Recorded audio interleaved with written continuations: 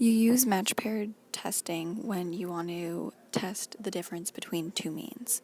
So in this example, 20 students were given a survey to see how satisfied they were with the new app Notability.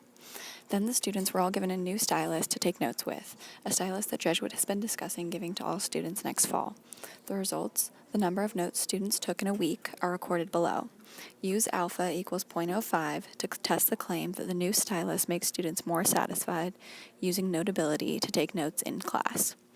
So here's a table that has the number of notes students typically took before they had the new stylus, and then they have the number of notes students took per week after they had the new stylus. So the first step in this problem is to state your hypotheses. And your hypothesis, which is also the null, is going to be that there is no difference between having the stylus and not having the stylus, so before and after, which is marked as B and A in this problem. So your null hypothesis is that the mean before equals the mean after.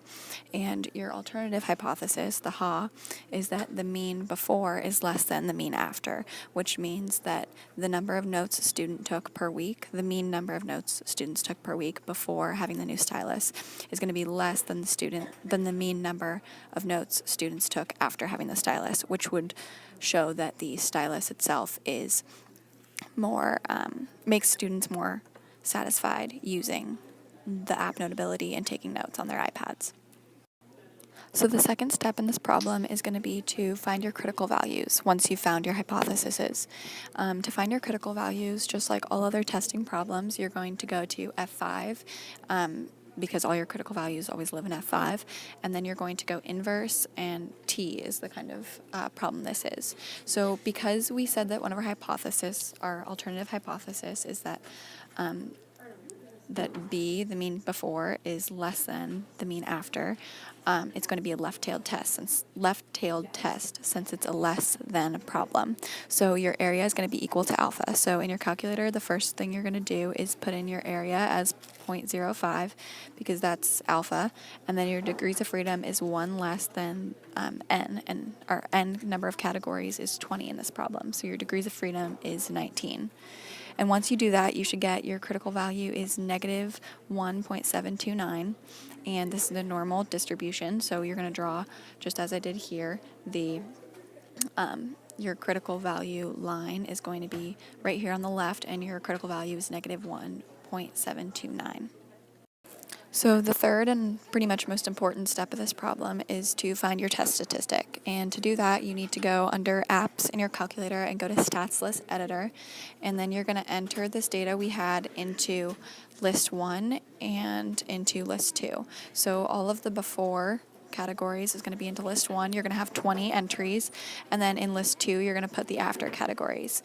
Now, because you're testing the difference between the two means, you're going to need to enter a List 3, because List 3 is what you're going to use to actually find your test statistic. So for List 3, you need to change the title of the list. So all the way up at the top of that column, you're going to type in using the alpha as in alphabet key on your calculator to type in List 1, like right here, List 1 minus List 2, and that's going to become the title of List 3.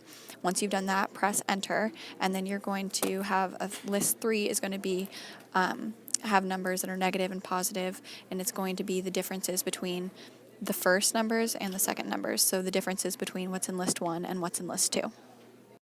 So in continuation of finding your test statistic, you need to go to F6 in your calculator and enter t-test. And the entries you're going to have are you're going to have to fill in what mean 0 or mean O is, and that's going to equal 0 in this case.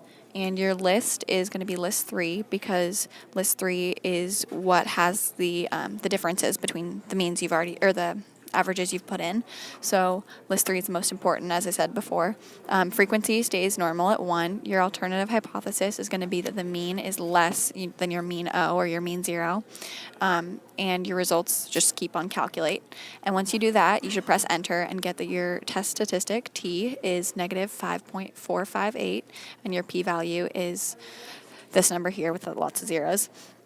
And once you've done that, you can see that on the normal distribution picture that you drew before, your test value, negative 5.458, is going to be in this shady region behind negative 1.729, which was your critical value. So just note that, because that's important when you need to make your decision.